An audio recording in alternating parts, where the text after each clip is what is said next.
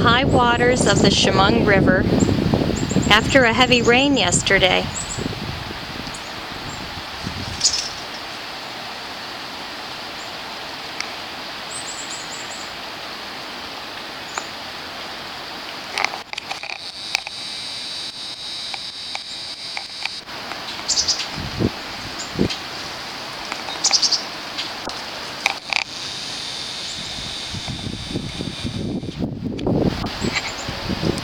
The end of March.